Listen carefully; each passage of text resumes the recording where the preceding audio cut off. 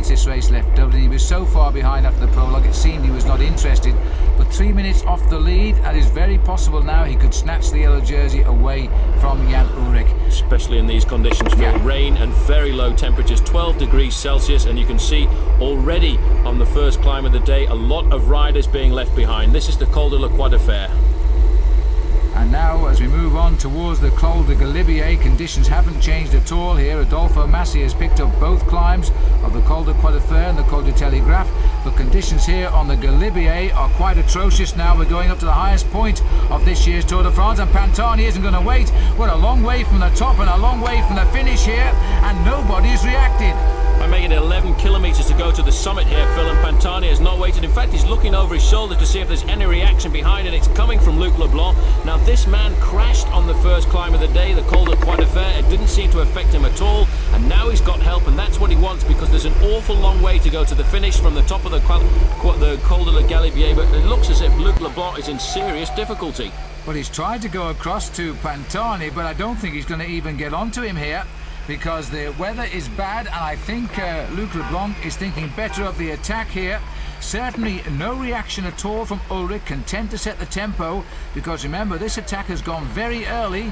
Once we go down off the Galibier, we run through the valley before we climb up to the finish at Les Deux Alpes, and this has caused all sorts of consternation now.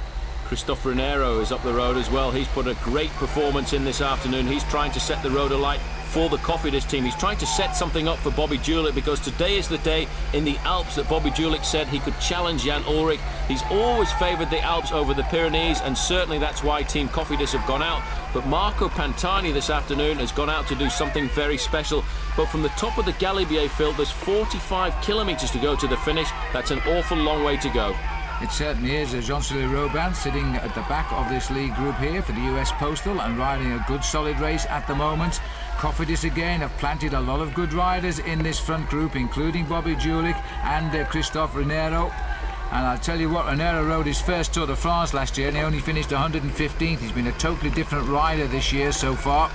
This group thinning down drastically. Leonardo Pipoli again flying the flag for Seiko at the back of the group. This is Baranowski, I think. Baranowski at the front for US Postal Service. US Postal having a great day in the mountains as well. They too will be moving up in the overall team standings. Sitting in second place there, Bobby Julich, I think, waiting for the moment when he's going to launch an attack, and obviously using a lot of common sense and tactics there. Ullrich is leaving the others there to do the work, because he realises they too are under pressure from Pantani. Well, we're looking at the back here of Renero, but further up the road is Marco Pantani. And he has gone, no, sorry, because Renero is leading on the slopes. This is Pantani coming up to him here.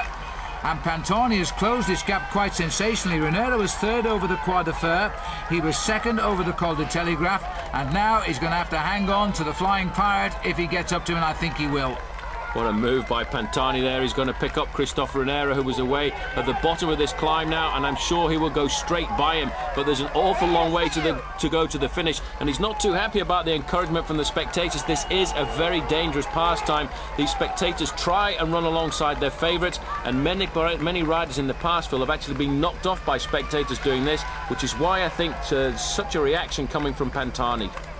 Well, Jose Maria Jimenez from Benesto, he's a good climber, but he's found his hands full here now, because Pantani has got to the front. Renero is doing well to grit his teeth. We're coming up towards the summit, but there's still a little way to go on the Galibier yet. We're losing the actual grass line and getting the barren side of this mountain. And all of a sudden, the rest are being left to make the pace. Julich also on the front now of the chase group. This is a serious move today by Marco Pantani. Remember, just over 3 minutes behind overall at the start of this stage. He's no longer looking for stage wins, Paul. He certainly isn't. He's trying to blow the Tour de France apart this afternoon. Now, there is one of the team soigneurs, I think, from the Mercatoni squad. Now, that is probably an illegal move there, passing up a bottle to Pantani and also passing up a racing cape. Now, this is a very difficult manoeuvre there, trying to put this on a descent at 50 or 60 kilometres an hour. And the picture breakup is because we're not using helicopters this afternoon. We're actually using an aeroplane above the race, because the cloud cover is so low. And the aeroplane, by the way, is having to fly at 27,000 feet to bring us these pictures because of the mountains all around. And in fact, what you said has come to fruition, Paul. He stopped to put the cape on, and I think somebody slipped through on the inside of him. And so he's no longer first on the road, but I don't think it's too serious. Well, those two riders who came through were Raniero, and in fact, the other rider from Banesto was Jimenez. So they two have now made a three-man group at the front. Now, that's a very intelligent thing to do by Pantani there, because if he tried to change, he may well have come off, and in fact it looks as if somebody's gone off the road there. Well, somebody's gone behind that caravan. It looks as though it might be Bobby Julich in the corner there. It is. Julich's going straight on. He was trying to put his cape on as well.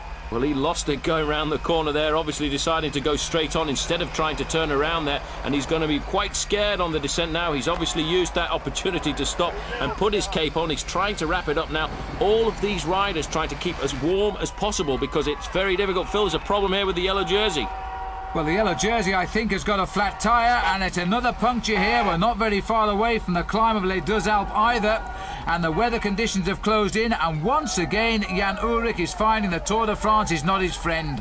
Well, on the slope of the Deux Alpes already, Marco Pantani has started to climb up towards the finish, but that was a very slow wheel change for Jan Ullrich there, picking his way through the cars, and you can see there, this town we're coming into now is the start of the climb, Les Deux Alpes, so Jan Ullrich once again in difficulty at the bottom of a mountaintop finish.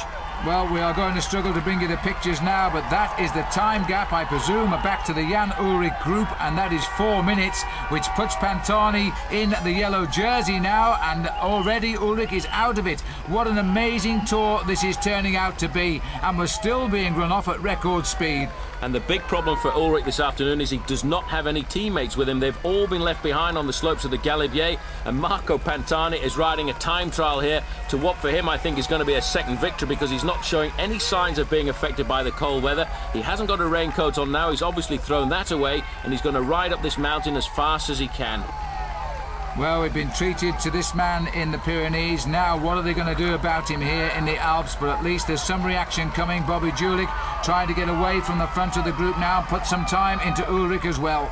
Well, he should have gone when Pantani went, but now he's trying to save as much as he can. He's gone away at the bottom of the Deux Alpes. The reaction behind was coming from Michael Bogard, but the drama further back, Phil, is Jan Ullrich cannot get into a rhythm, and in fact he's losing time on the Bobby Julich group, and still he has nobody to help him. It appeared initially he was coming back, but he looks to me as though he's not just cracked physically, he's cracked mentally here. And the way he's dropped back now, he's a very lonely rider indeed. Nobody around to help him, and his Tour de France could be running away from him. And I never thought we'd say that this year. Well, that's the difference between being at the front of the race and being at the back. Marco Pantani won't be feeling the cold at the moment. All he's thinking about is concentrating on keeping his pace high, getting to the top of this mountain as quickly as possible. He's had success in the Alps before. In fact, on the other side of the valley to where we are now at Alpe d'Huez, where he won on 2 occasions. Today, he's looking to put another alpine stage on his credits. Well, he's magnificent when he's in full flight, but in weather conditions like this, we are looking now at time gaps which might take us back into the mid-50s. These conditions, Phil, are unbelievable. That was Udo Bolt. In fact, he has caught up with Jan Ullrich and he's trying to pace him, but it looks as if the German has completely cracked. I think, as you said, his mind has gone. He's not on the job anymore. He's just trying to survive. He's going to try and take this raincoat off, throw that away to the crowd. But for him, he really has to concentrate to keep himself in the Tour de France this afternoon. Well, he's very, very unhappy, that's for sure now. He's a little bit confused as well, is young Jan Ullrich. The Tour de France, he obviously didn't have the right depth of his form. We were wondering if he was overweight. He certainly isn't that, but I'm wondering too if his preparation hasn't been quite right this year. And Pantani is now going to find out the answer to that, because he is putting home the attack here. He is gaining minutes over the rest of the race. Here's Bogart now, but still staying in the frame. Well, there's Bobby Julich as well, setting the pace, trying to pull back a little bit of time on Marco Pantani, but it's slipping away. 4 minutes and 4 seconds, 41 seconds behind him is Jan Ullrich. So Ullrich is slipping away, and Bobby Julich could be riding himself into the yellow jersey. And there is now, Rees has now picked up Jan Ullrich, so it's looking as though he might get a little bit of help at hand here. Van der Voer, who's had a good race so far, he's also come into the frame for Lotto, but with every respect to the youngster, he shouldn't be riding alongside Jan Ullrich at this moment in time. One would expect Jan Ullrich to be a lot further up the slopes than he is now, but you know, there must have been a psychological blow. The last time we had a mountaintop finish, he punctured at the bottom. Today